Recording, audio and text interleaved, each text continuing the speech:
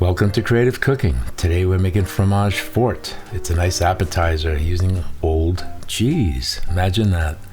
And what I have here is some Munster cheese that I've had cold aging for almost a year in a sealed package. It just makes it so much better. I'm going to put that over there and cut it into small cubes. And then I have this extra sharp provolone, which I have many uses for. It's very strong.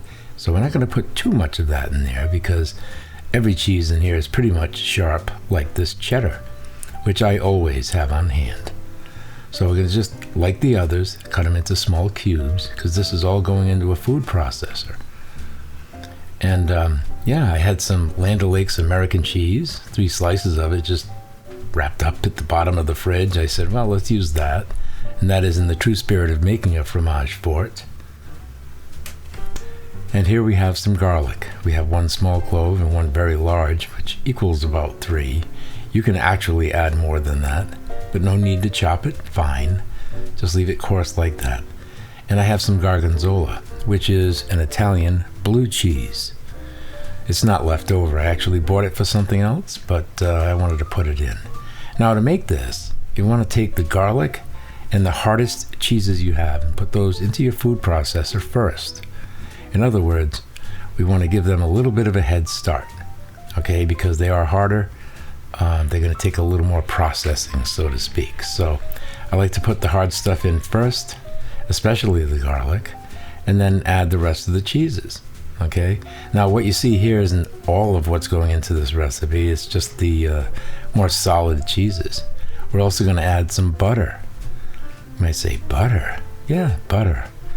And we had some leftover cream cheese. Going to throw that in too. That's going to lend a nice creaminess to it. It's just the best way to do it. The more cheeses you put in, the better as far as I'm concerned. And then you just need to process it, right? But not so fast. We have to put in some black pepper. Lots of it.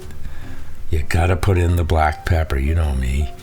And you could also season this with a little bit of thyme or something like that if you want to, but I think the black pepper is enough. So to process this, you want to start off by just pulsing. Pulsing allows the larger pieces of cheese to get to the bottom and come in contact with the blades. And keep doing that until it's roughly done. And then we'll add the white wine. Any white wine will do.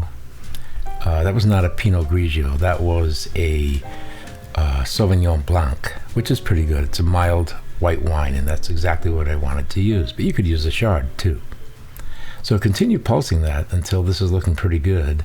And then you want to keep adding liquid, because what we're trying to achieve here is something that has the consistency of ricotta.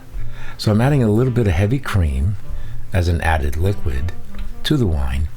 And you can also use broth, like chicken broth and something like this. It'll work out just fine.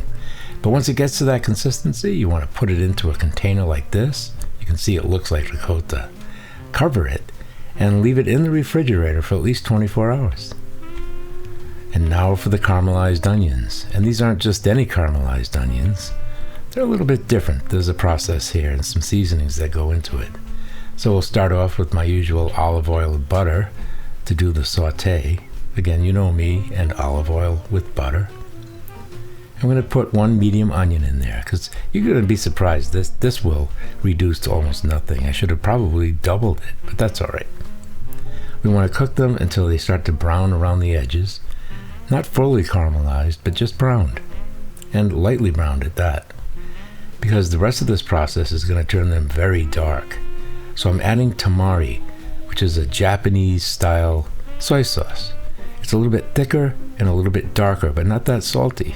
It's actually pretty good. It makes a nice browning medium for gravies and things like that. So we're going to go ahead, we're going to stir them all around, and then we have to deglaze with water. And there's a good reason for this.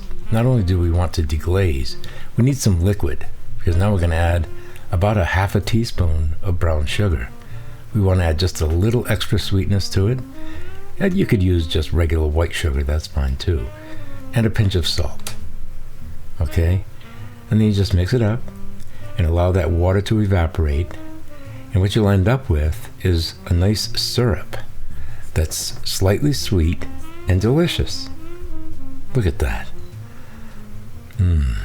Delicious. We're going to use this as a topping. And you'll see why in a minute. Okay? So, you can use crackers or you can use bread. I'm using a French Baguette. I'm going to cut that into fairly thick slices. I want to put some butter on it, including my fingers, Butterfinger. Okay, so you want to put the butter on both sides. We want to grill this. Normally I would do this in the oven, but I find that doing it on a griddle actually works out better. It doesn't dry out the bread as much. Unless you want it that way, then do it in the oven. It'll work out just fine. And you need to flip them, and you may have to flip them more than once. And the goal here is to get it nice and crispy. And if you run a fork along there, you can hear it. It's like a nice sound, you know. And this is what they look like. So to serve it, you take your cheese and you spread it on there. And of course, you could eat it just like that.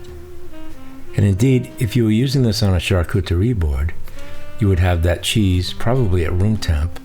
And then you would take these caramelized onions in a separate container on the board, and people have the option to put some on their toast. So you don't have to make them this way in advance. Some people may not like the caramelized onions, right? But we're going to take this just one more step, okay? We're going to go ahead and we're going to put caramelized onions on the remaining bread that I have here with the cheese, all right?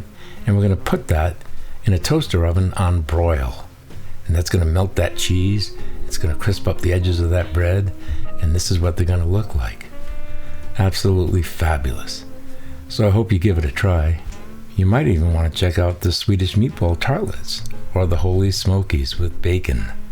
But whatever you do, I hope you come back each week for more great videos made for people who like to cook. Until then, bon appetit.